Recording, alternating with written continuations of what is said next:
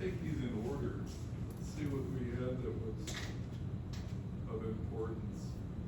So we had these calculations of Fourier transforms. So I just want to bring up the ones that are germane that we'll be using.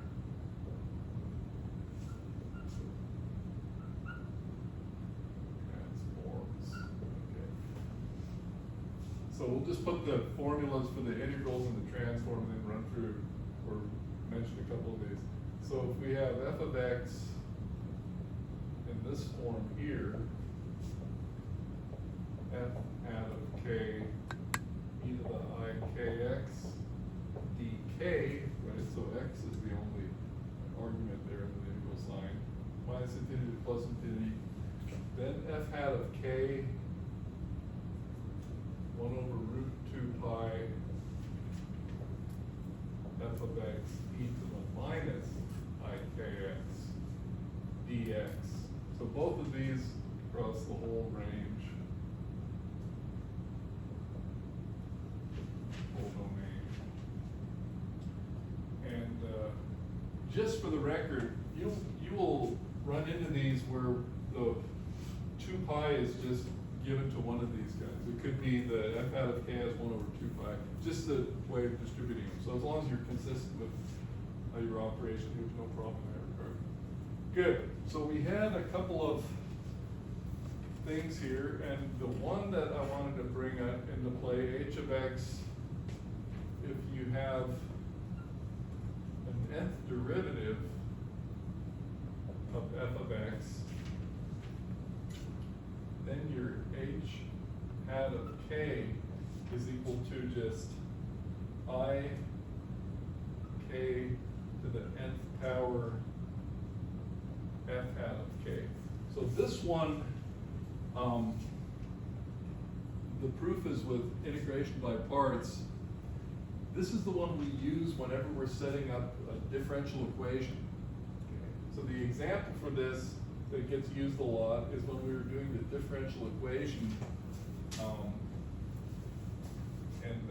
going to change letters, but I'm thinking of putting something like this on our exam. Remember we had plus 2 gamma x dot plus omega naught squared x equals, I'll just write f of t. Okay, that was the driven linear damped oscillator. And here, when we went into, then we said, okay, for the left side of this, we said x of t was 1 over root 2 pi. And, we have to be comfortable with these. X hat of omega e to the I omega t d omega, using different letters. And as you may recall, when we took this into the differential equation, we were doing those 2 derivatives, 1 derivative, 0 derivatives, and what we ended up with was,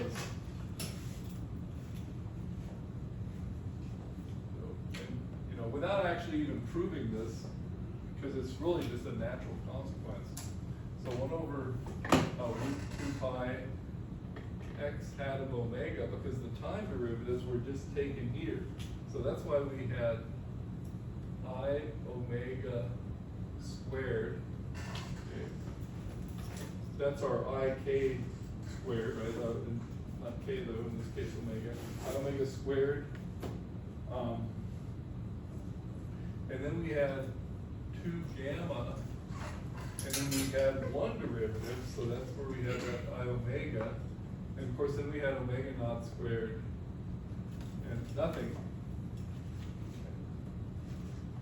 E to the I omega t omega. So that's what happened to the left side of that differential equation.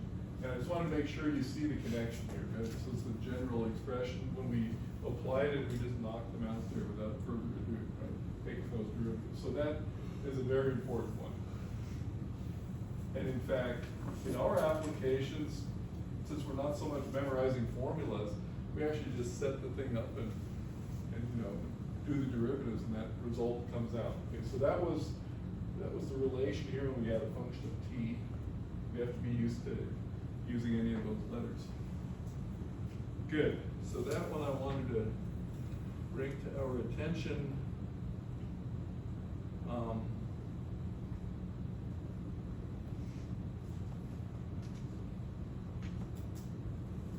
And the other one that I'd like to talk about, so I'm going to erase that and leave these up here, okay? So, because this is the example we had actually studied, and maybe we'll pursue that a little more. This example was a bit complicated to take all the way through, but it was really instructive for setting up. Okay, I'm going to erase this.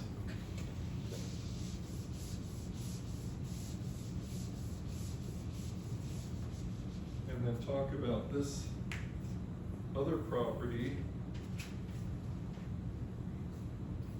So h of x equals x to the n f of x,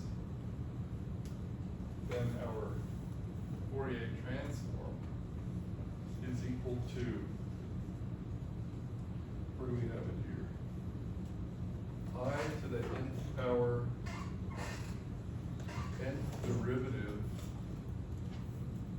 with respect to k of the f hat of k. Okay. And so this one's also really useful because to do these explicitly with integration by parts and stuff could be really tedious if you had this under your integral sign, right? But the proof is actually very direct on this one. And if we just look right here at this definition, right, we're trying to get, in x to the n, we have one with an x to the n in front, and we can get that x to the n by just taking derivatives with respect to k. Okay. This exponential is so well behaved, if I take derivatives with respect to k, I have dk of e to the minus ikx. It brings down a minus x each time, right? It brings down a minus ix each time, e to the minus ikx. So this is definitely one worth recognizing. I'll cook one of these up maybe for the exam, because this makes short work of a problem.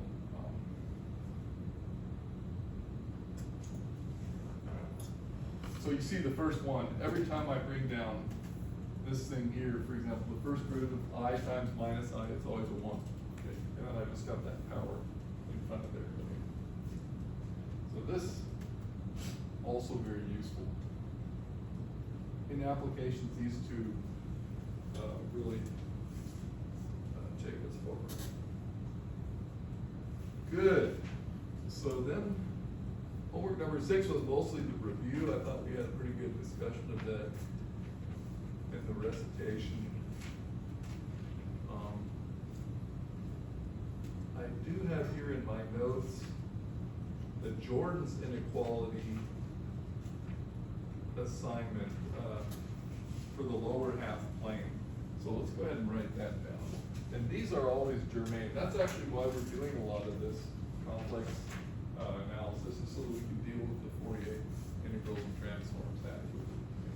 So the Jordan's inequality, we're working with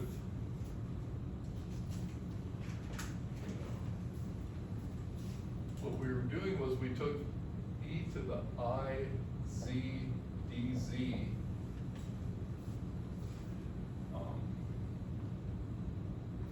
and we found that this thing less than or equal to integral e to the I z dz less than pi, and that was when we were integrating this integration.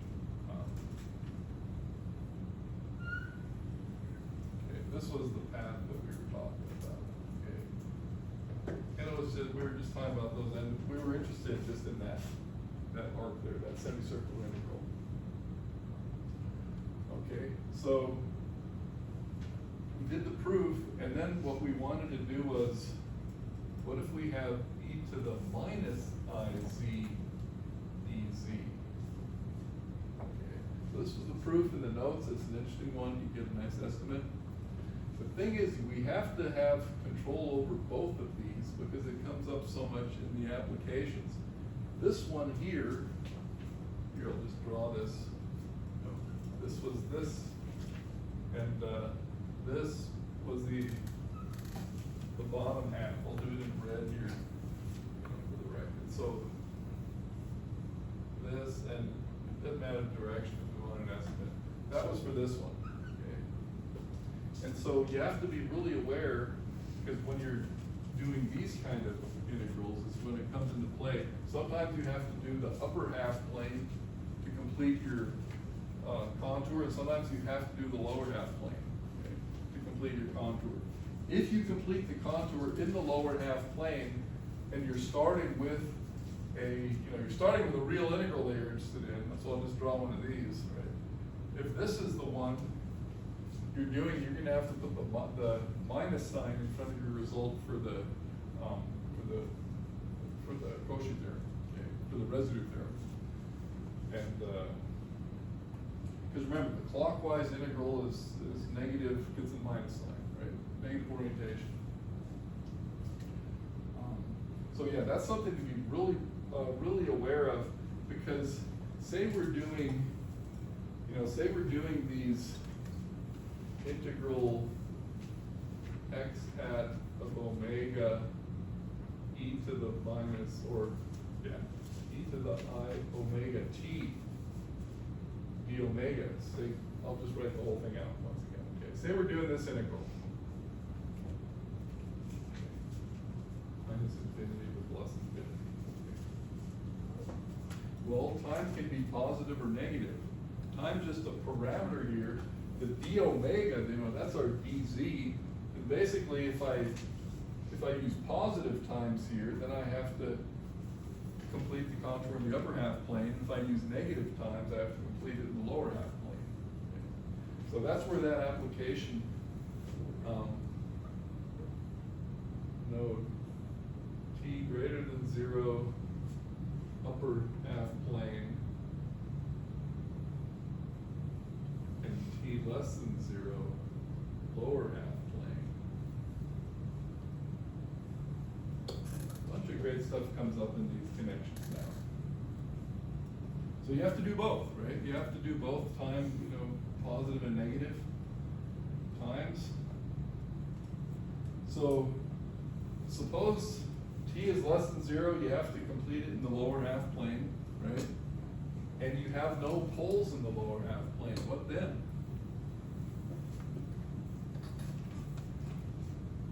Then your function's identically equal to 0. And that comes up in applications too. We often let the force or whatever, the driving force, start at t equals 0. So those are things that are just direct applications of Jordan's lemma. So it's always coming up in practice. And I think I'll do an example of that as we move through this stuff.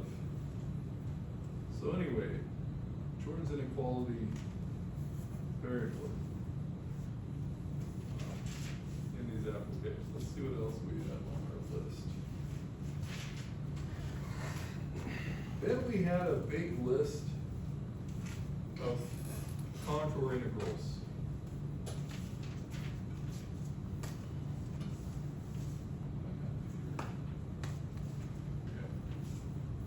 On homework number 7.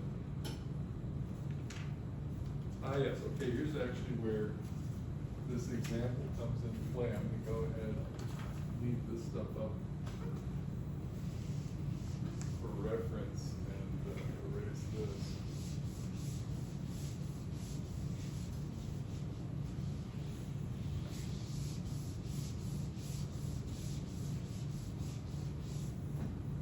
So let's see. I'll go straight to the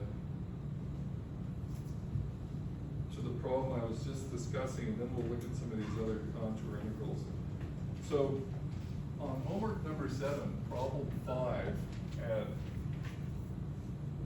f hat of k, and it was 2 alpha root 2 pi 1 over k squared plus alpha squared.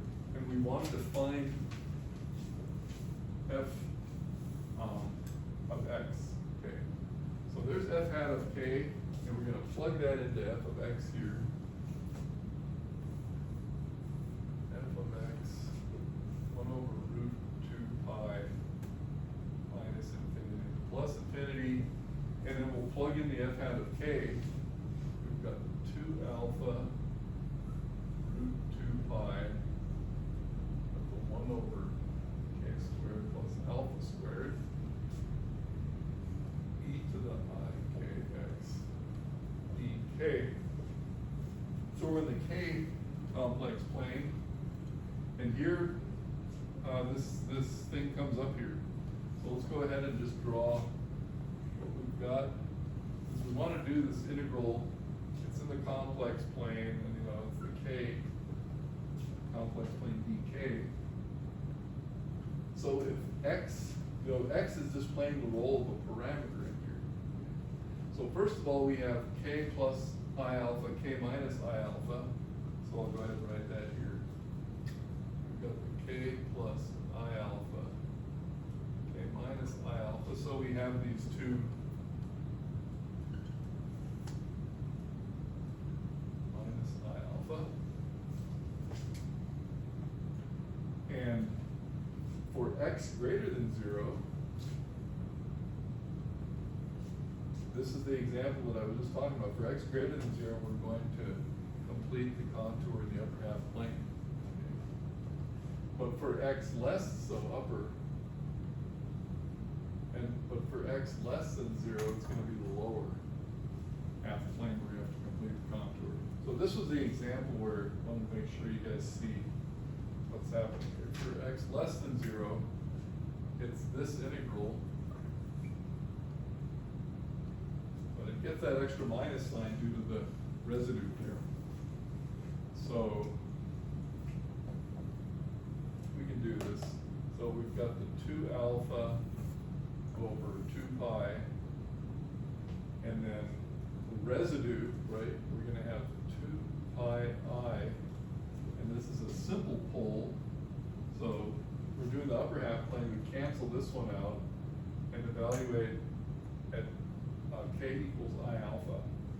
So right, so the short version is it's going to be 1 over k plus I alpha, so 2 I alpha. E to the minus I alpha. No, not minus. I alpha x,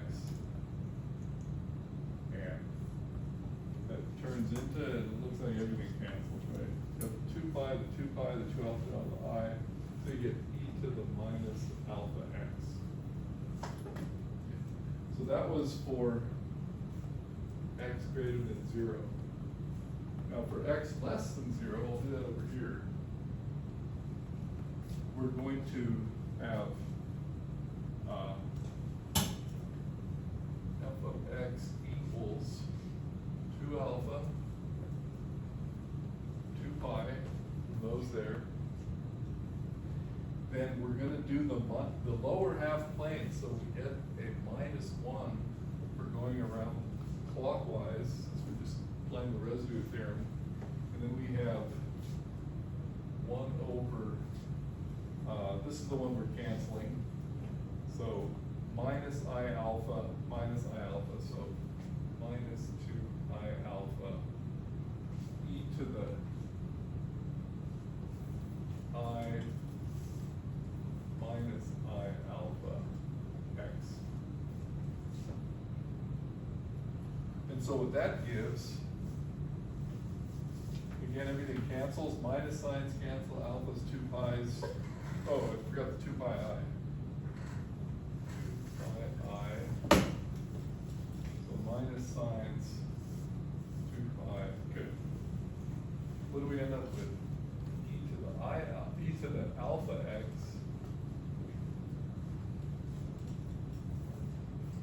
But you can tell that this was a carefully constructed problem, can't you? I just took the simplest version here and found the Fourier transform, so. But yeah, you can see all the rules in play right here, so that's important. And if we run into a situation, like I said, where there is no pole in the bottom half plane, then that would have been the one where f of x is identically 0. Okay, so all those things can be done explicitly. And yeah, that was a good example.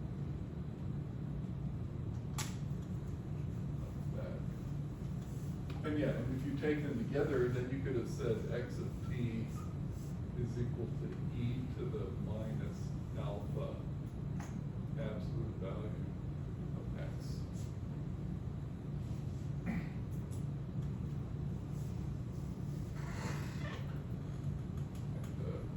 And then you'd know that function f of x, sorry. F of x. And what does that thing look like? It looks like this, right? Well-defined advantages of infinity and so forth. Okay, good. Then we had a bunch of problems from contour integration. Yeah, if you can do all those, I think we've got the necessary skills. So, if I erase that? Okay.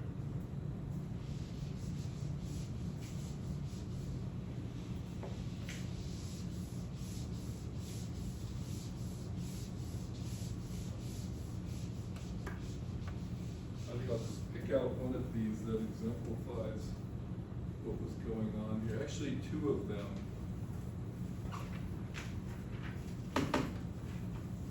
So we had,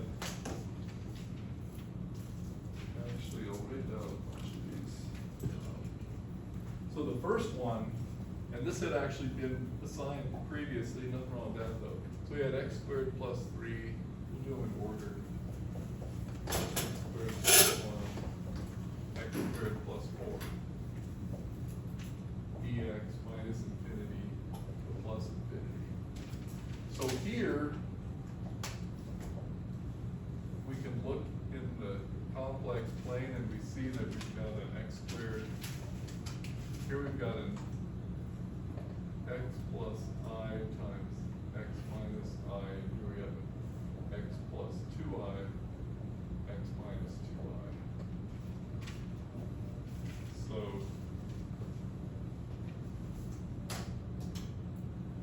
at x equals, and we've got poles here at I, 2I minus I minus 2I. And we have plenty of powers here. We've got x squared, but we've got x to the fourth, so we know it's going to converge. And so we're going to go around the upper half plane. And these are simple poles, and we've just got the residue theorem twice. Okay. So the integral is going to be equal to 2 pi I times that one residue plus 2 pi I times that other residue. And here we're going to have x squared plus 3 times x plus I, x plus 2I, x minus 2I. Like that we're canceling out the x minus I. I'll just say that's at x equals I. And so evaluate x equals I. And then for the second one, circling at x equals 2I, we're going to also have the x squared plus 3. And since we're circling 2I, we'll cancel that. We'll have x plus I, x minus I, x plus 2I. And we'll evaluate at x equals 2I. And then what comes out is, which one was this? 5/6 pi. Okay. So that's representative one of those types of contour integrals.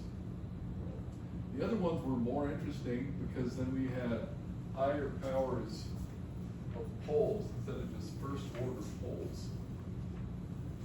So I'll just indicate one of those. I'm going to erase this down.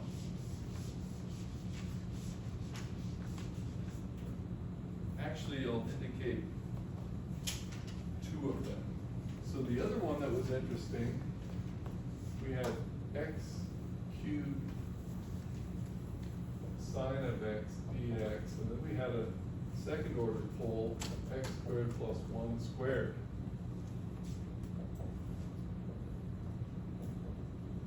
Now, you could do two things. If you did x cubed and then you did your sine as 1 over 2i e to the ix minus e to the minus ix. This one you can do, it's not recommended to do it this way because you're actually going to have to carefully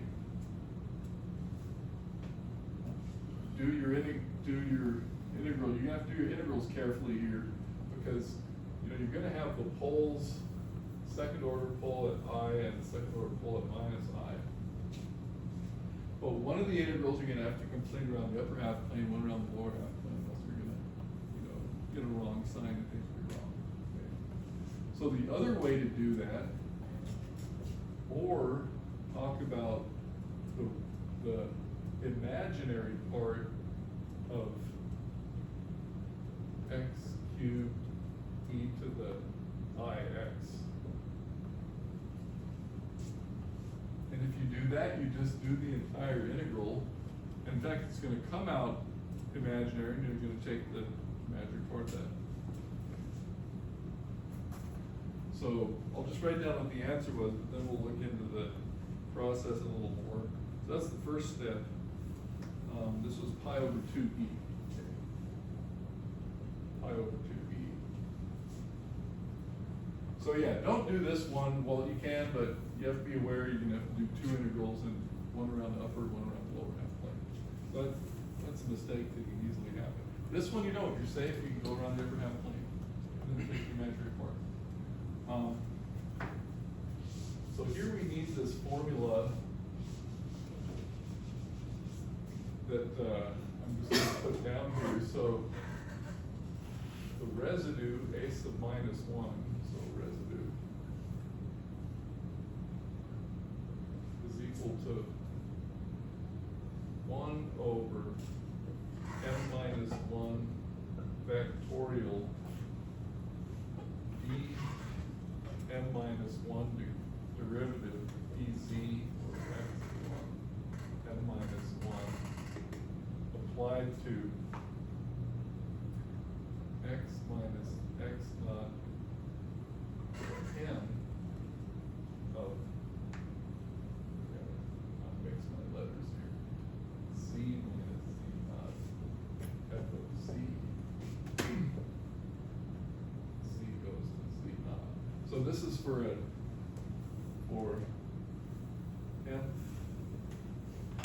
order pole.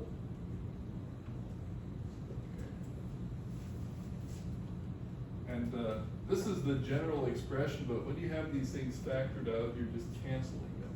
Okay? They're just canceling. So in our example, we have z cubed, I'll use the letter z sine of e to the iz, e to the iz. We have z plus I, z minus I, each one squared, right? So in this case here, we're multiplying by z minus I squared and taking just the first derivative. And that came out nicely, pi over 2e. I always get kicked out of pi over e. That's just the extreme number. Good. But we'll also have opportunity to do more than just that one derivative.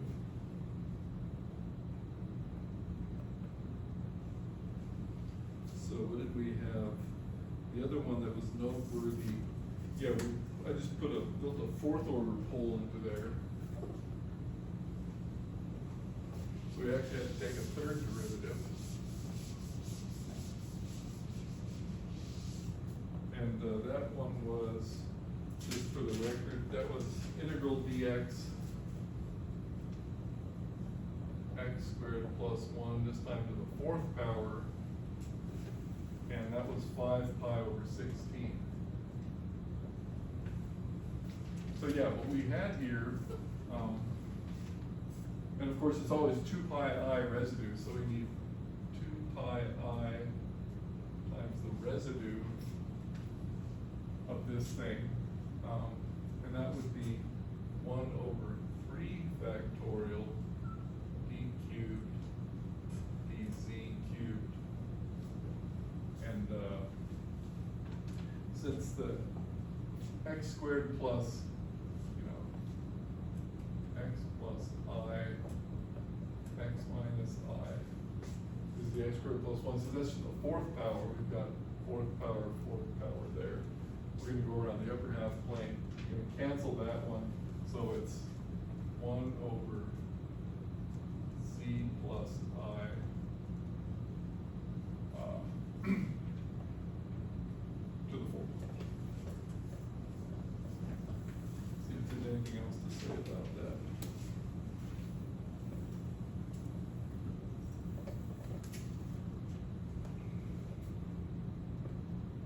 Third derivative of the fourth 2 pi I, yeah. And that just comes out then. It's actually not that bad. Yeah, so that was 5 pi over 16. So if we can do those, I think we're in great shape on the exam. So let's see where that takes us. This was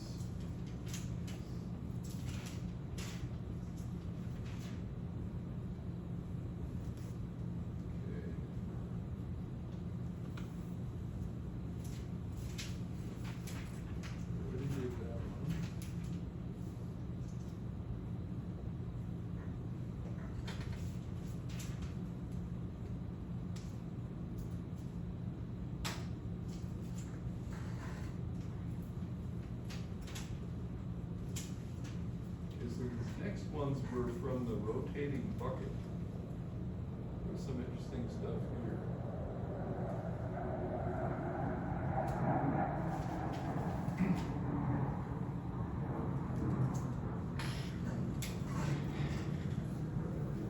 Yeah, so I'm going to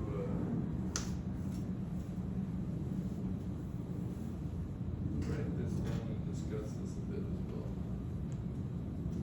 So homework number 8, we have these 3 problems. This is rotating bucket and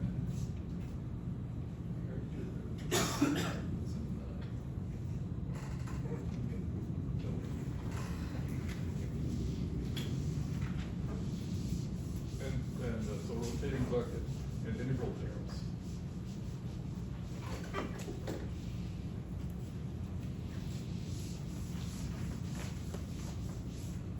So yeah, this one was really instructive. Let's have a look.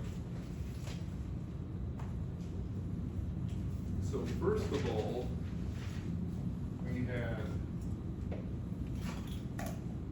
V equals omega cross R divided by R to N. So depending on the value of N, if N is 0, that's just the actual rotating bucket. And if N is not equal to 0, that's, that's modified, okay, in terms of the strength of V. So the omega would then get a different dimension. And what we had was omega was 0, 0, 1, so just the z-axis. And R was the root of x squared plus y squared.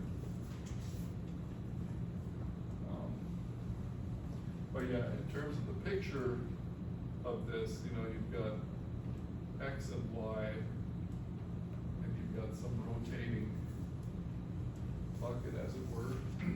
And so the first thing we get is B is equal to I hat minus omega y over r to the n plus j hat omega x over r to the n. And without the r to the n there, you're just looking at counterclockwise motion. This is really the same thing you get from uniform circular motion counterclockwise at a certain radius, okay? Then we did the curl of this, and here's where it gets interesting. So we end up, it's clear we just have a k hat component, and we end up with omega 2 minus n over r to the n.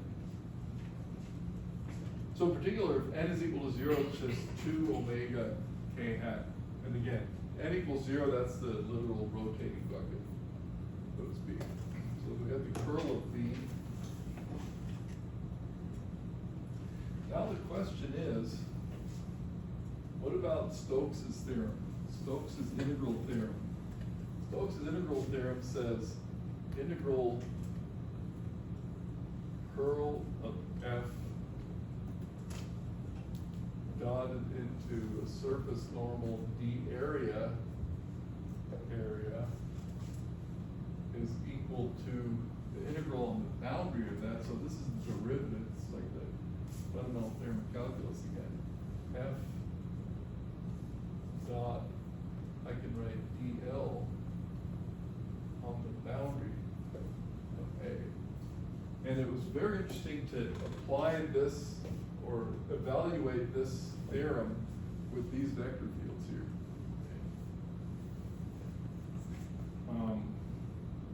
So what we have here is we have to specify what we're looking at. So we're going to be looking at the surface here of this rotating bucket, if you will, of radius capital R. Radius capital R. And then we plug in the left side. And by the way, so the curl is pointing in the k hat, okay, this is I hat and j hat, k hat. So the curl is pointing in k hat direction, and n hat is itself k hat as well. So that's why this thing simplifies. I'll just write the area, circle of radius r for the moment. And the curl of our vector field, we've got the k hat, put it in here, omega minus 2 minus n r to the n. So that's the field, and then the n hat is the k hat. So the k hat and the k hat is turned into a 1. And the dA. And on the right side, just for the record, we have the field. So that's this one here. So I'm just going to write it out as to what we have. Different ways to do this. Minus omega over n plus j hat omega x over r to the n. So you have to say that's a vector, and I'm going to dot it into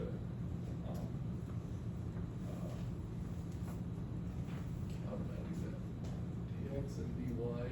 Says I don't, I had dx plus j hat dy for the moment. Okay.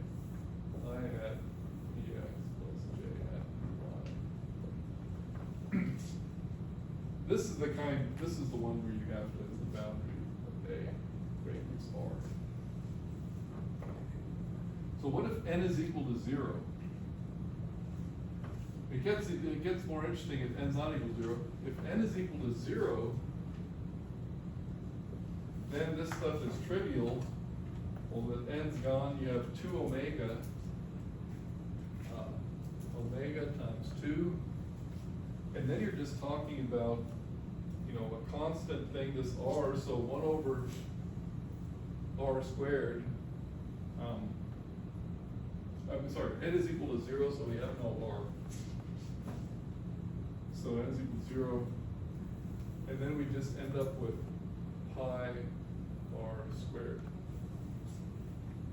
And over here, it's the same thing, n is equal to 0. We just have an omega.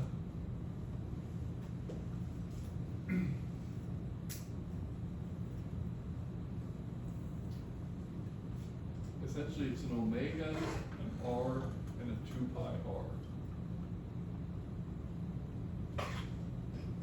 So that works.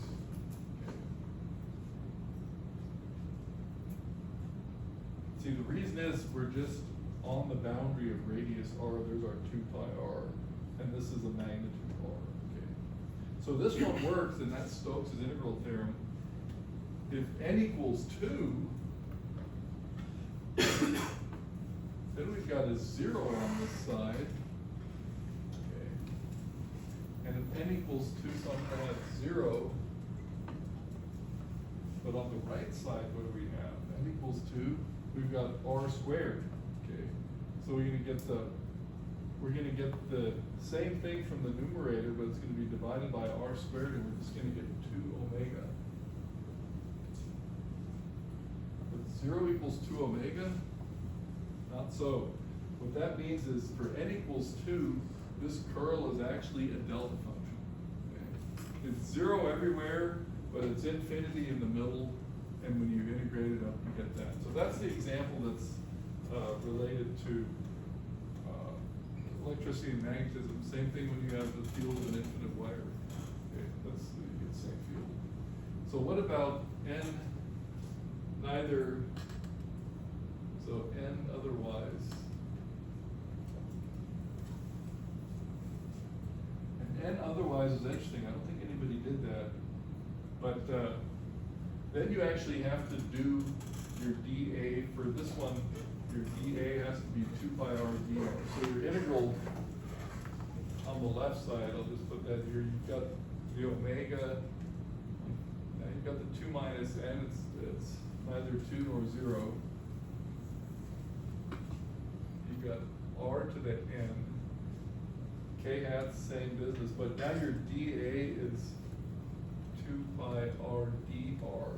You guys are probably familiar with integrating by rings, right? So the d area, you're looking down on your thing here. So here's x and y, and your d area going all the way out to r here. It's always a 2 pi r dr is a ring like that you're integrating out. You guys remember that? From integrating areas way back when? Yeah, I hope so. Make sense? Because yeah, if you do that, then you have an integral that's not bad to do, and now you're going 0 to r. So that's interesting. And on the right side, you're going to have something similar, except you're evaluating it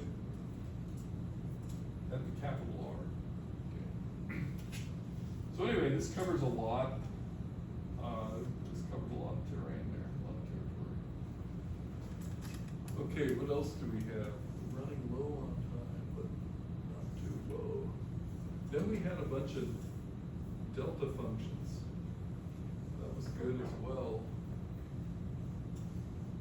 I think I'll just wrap it up by, and we also have in the current crop, Taylor expansions.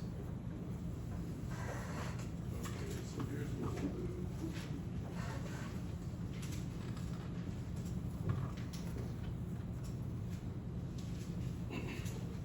I'll now just make the list of what I think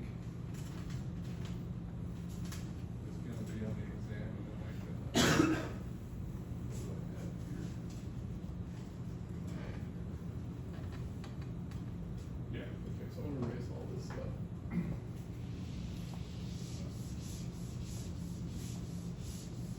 I can fill in with a little discussion of the Taylor, multivariable Taylor expansions.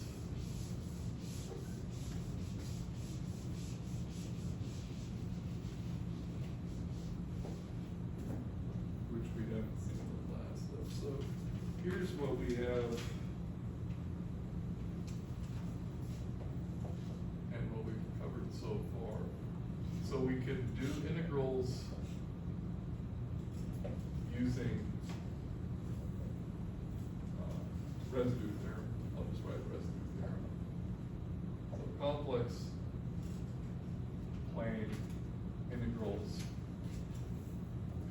second type of problem is to find f hat of k given f of x. The third kind would be the inverse of that, which we've done before, find f of x given f hat of k. And the fourth thing along these lines would be the differential equation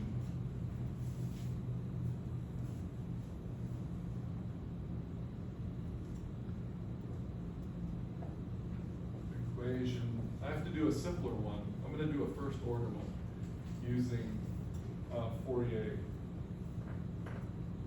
techniques. Fourier. Right. The complicated example that you guys should study was this one.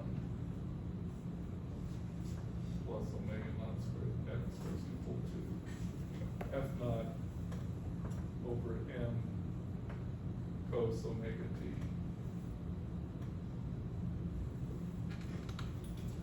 But that one was too long, right? But if we bring it down to a first order style, then it's actually something we can do. And the nice thing about that is it's just using these techniques. So that brings these things together. And then the fifth type of problem, and these are really all, these are really all one unit. And the fifth type of problem is multivariable Taylor expansion. I want to say a little more about that. We had a couple of those due this week, right? Were they due this week or have they already been done? Due this week. Which ones were they? Let's kind of talk about those. X minus y, we had. I know. Yeah, we were discussing those yesterday or Tuesday. So we had f of x and y was x minus y over x plus y. Is that right?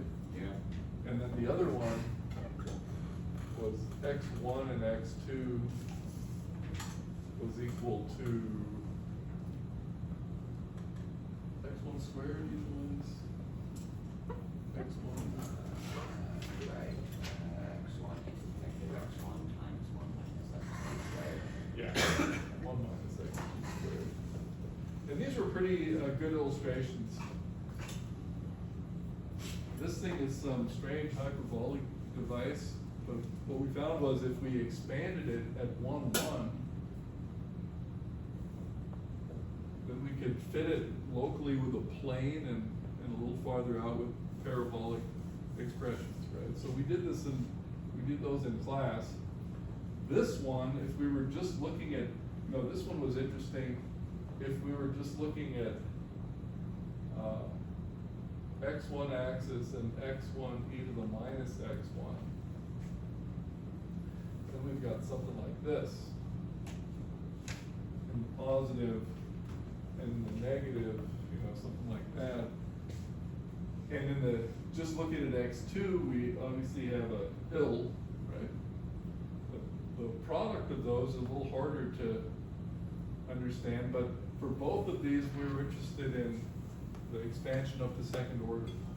For this one, we were interested in the local min slash max, right? Local extrema.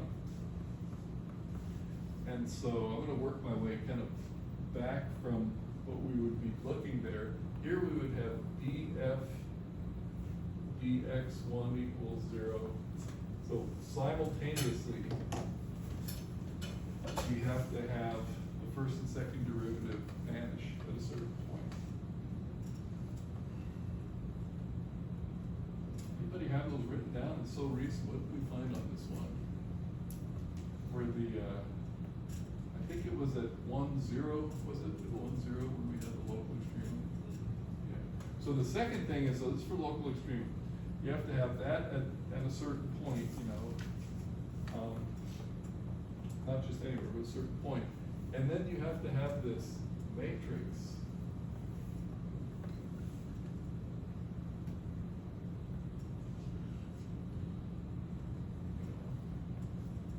squared f dx1 squared. Okay, we're just gonna start doing matrix multiplication. x1, x2. For well-behaved functions, these are gonna be equal to off diagonals. Squared f dx2 squared. Right, so that matrix, sometimes called the Hessian matrix, determines your max-min behavior. So it has to be positive definite for it to be a local minimum, negative definite to be a local maximum, and indefinite for it to be some kind of a saddle. So what we want to be able to do is, nothing more than 2 by 2, but do these types of constructions. Okay. I'll put the formula on the board for you guys. So generally, we've got move forward right here. I mean, or I'll have it on your page if you need to use it. But you got f of x, you've got f of x0, and then the first derivative term is that sum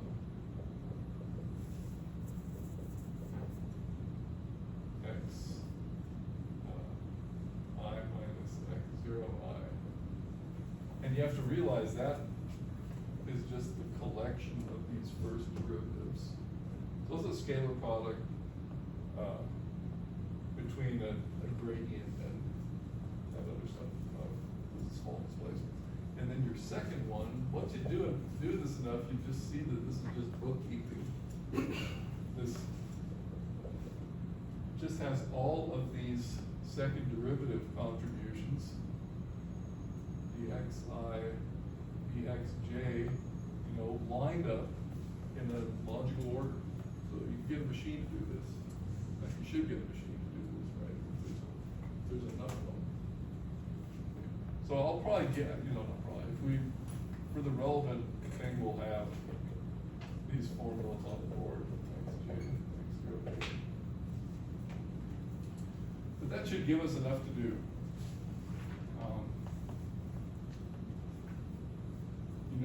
This type of problem, either with the idea of approximating it at a point where it's, where it's not a critical point, or locating a critical point and then characterizing the critical point. Those are the two operations we're going to work on. The 2 tasks we'll have. Good. So that's it. So next Tuesday we'll have that, and then Thursday we should already get it back. Questions or comments? Where's that side of the auditorium? Spread the word. That's all I've got for you. Anybody have something for me? Yeah, this week's homework for us. Since I kind of assume you're not going to assign anything for it today. No.